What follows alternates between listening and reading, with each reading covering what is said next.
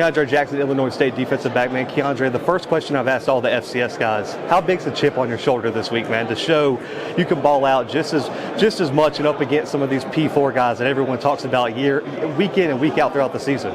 I say it's a big chip in other guys and other people's eyes, but in mine, I mean, it's a weight I've been carrying my whole life. Like, I've always been an underdog. I've always been coming from a smaller situation and playing on a bigger stage. And so me getting here, like, it's the same thing. I just love the competitiveness, love the competitive nature, love the energy. It's a blessing to be here.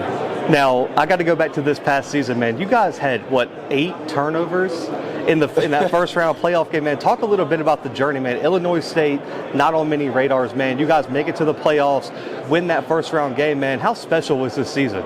That was a big moment for sure, and to not have go to the playoffs in so long, like, it was definitely a true blessing. But for me and my guys who stayed there and were there for that time, even the new guys who had came in, going 4-7 that spring season, then 6-5 2 years in a row, and then to come together as a team and change it around and go 10-4.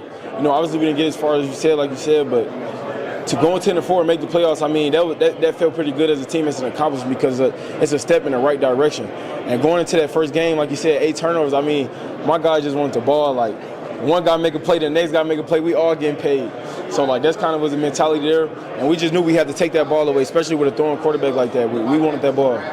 Talk a little bit about the call, man. You were a late invite, a late add to the roster, man. What was it like when you got that phone call to get the invite down to Mobile? All right, so I had woke up, went to church that morning with my guy Zeke Vandenberg, so I get back home and I'm playing college football, and I'm on the phone with my guy Walter Mason, man. Shout out to Walt.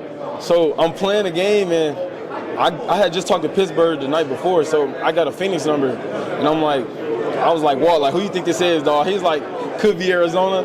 So I'm like, you know what, I'm going to go ahead and answer. So I answered the call, and we sat there for a second. Like I said, I didn't know who it was, and Nagy was just like, all right, Keondre Jackson. I'm like, yes, sir. Like, man, actually speaking, he was just like, it's Jim Nagy with the Reese Senior Bowl. And I'm like, all right, let me just listen to see where this conversation going to go. And it kind of went great, man. I was just like, for a second, if you talk to him, I was just like, let's go, like yelling, because you play at the Hula Bowl, and you kind of like, okay, I wanted to leave with something, but is you going to get the shrine, or is it going to be like the Senior Bowl? And right. To get that Senior Bowl call, man, it just meant so much to me. Like, to be able to come here and play amongst the greats and be viewed upon as a great too as well. So definitely a blessed opportunity.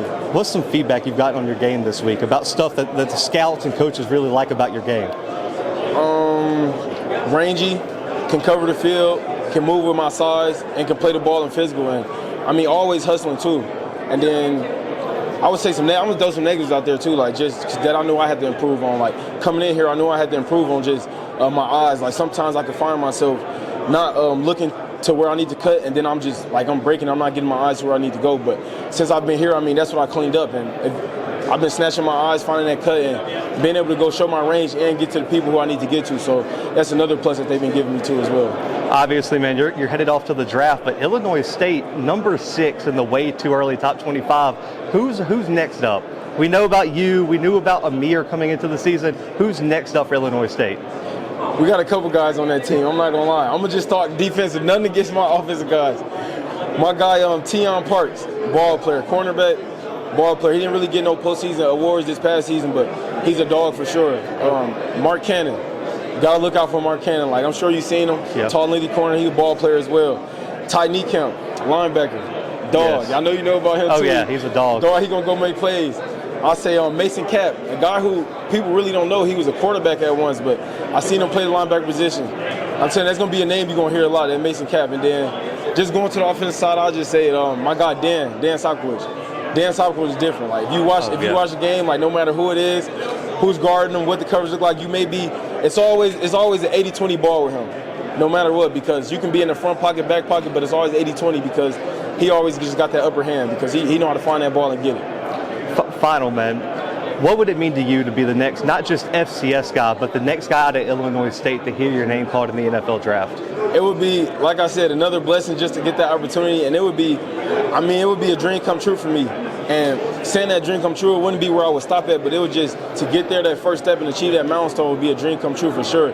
And not just from just getting that from Illinois State FCS, but just from my hometown, like Freeport, Illinois. Like, you really don't hear too many people like coming out of there like the draft and stuff like that. So to be able to do that and get that opportunity, man, would be a blessing, because I know I would not only open pathways for FCS guys and myself, but just guys from back home at Freeport, Illinois, like in that area or the smaller school area, like that opened up windows for a lot of people, and that would just be so big and mean a lot to me and be a big impact on a lot of other people as well.